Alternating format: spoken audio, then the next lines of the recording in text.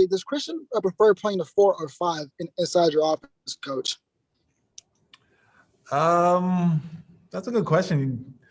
He doesn't seem to have a preference either way. I talked to him a while ago, kind of about playing with Kelly, and he really likes playing with Kelly. So whether he's the 4 or 5 doesn't really kind of matter in that sense. I would think generally him playing the 5 is probably better, just because he doesn't have to deal with switches as much. But he can play either 4 or 5, and you probably have to ask him which he prefers better. For me, it's less about which position, it's who he's playing with and how he's most comfortable doing it.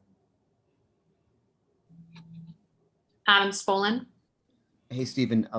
Tad just told us that he plans to step down when the season ends. Just how has he helped you in the 6 months or so that you've been with the team? Yeah, he's helped me a bunch. He has been someone who I can just talk to. He has been someone who calls just at the right time and on the right day, and just to check in and encourage. And I obviously didn't know him for super long, but he's one of the reasons that I'm here. And I really just enjoyed the time that we had together. Although it's so shortened with COVID, it's hard to really spend a lot of time with people and connect and all of those things. But as far as people who are in my corner and people who I trust and people who I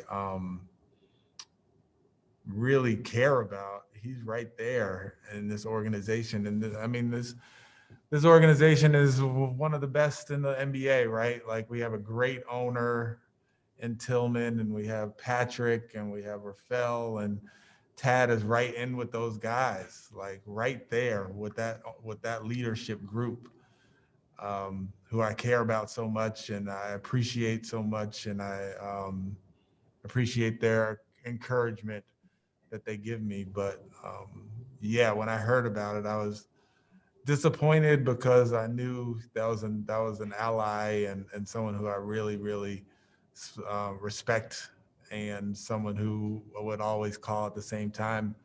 But speaking to him today, he was like, all those things are going to remain true. It's just, I'm not going to work for the Rockets anymore. But the relationship and the encouragement and the things that I see and all of those things they're still remaining true. So I'm happy for him that he's going to be, happy moving forward. And I'm also happy that the relationship stands, because he has been, through this trying year, he has been one of the people who I have leaned on the most. Kaylee Griffin. Hey, Coach. Will Daniel play tonight? Yes, he will play. He'll come off the bench, but he'll play. Besides the obvious of just getting another player back, how does that benefit this group?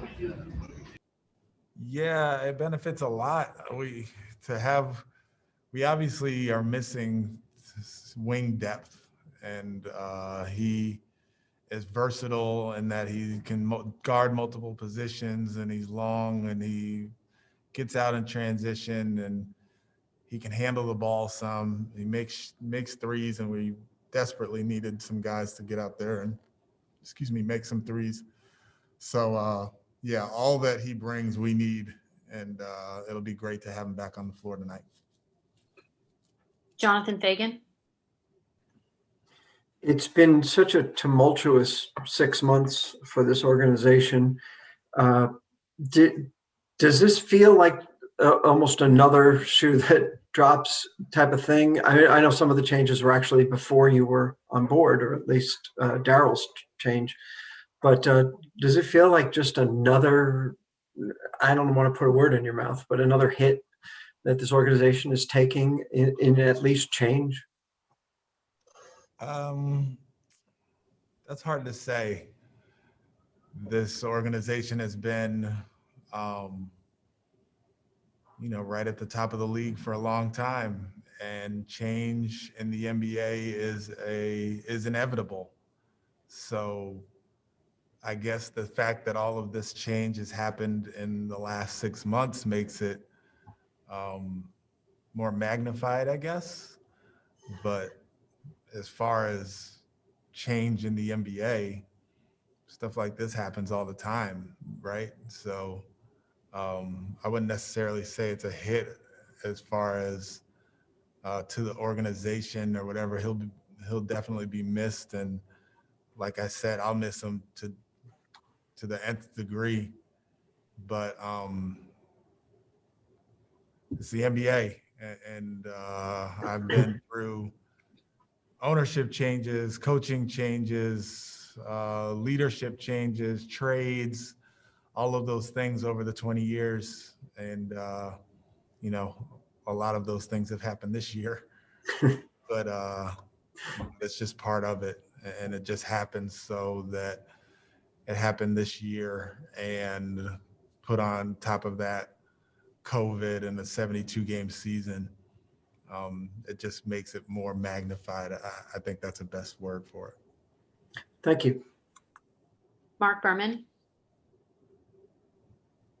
Stephen, if I could ask you a basketball question, since you told us that Daniel is coming off the bench, can you share your starters tonight?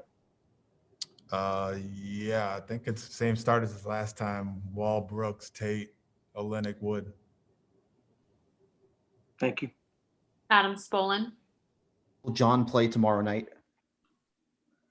No. So for tonight, and I guess you had it the other night, are you kind of paying extra close attention to how things look when he's not on the floor, since you won't have a point guard at all tomorrow? Yeah, I am. the way you said it makes it sound so bad since I won't have a point guard tomorrow, and I guess it is very bad. But yeah, I'm really paying attention to who can bring the ball up the floor, who can get us organized, who can kind of run the show. And yeah, it's going to be rough without John, KP, DJ, Eric to do that tomorrow, and some stretches tonight. You knew this was coming just the other night. So did you learn anything from the Utah game about who can handle that? Yeah, I mean, Shawn can bring the ball up the floor. We had him do it. And we kept it pretty simple.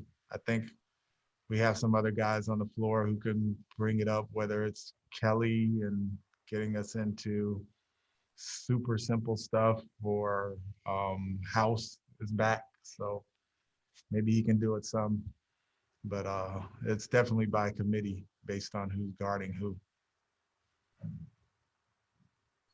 Zach Allen.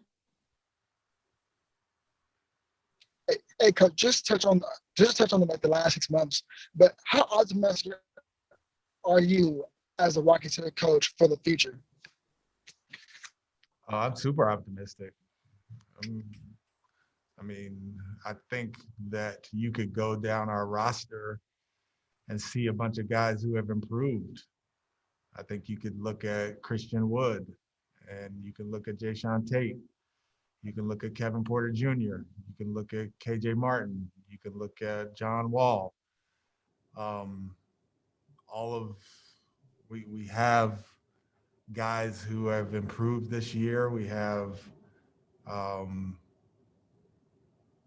guess the thing that has been challenging has been setting the structure of how we're going to do things based on lack of practice time, injuries, COVID, all of those things. It's been kind of hard to do. But I think if you look individually at the guys that we have and the improvement that they've made within the construct of what we're doing, there's nothing but optimism from my point of view moving forward.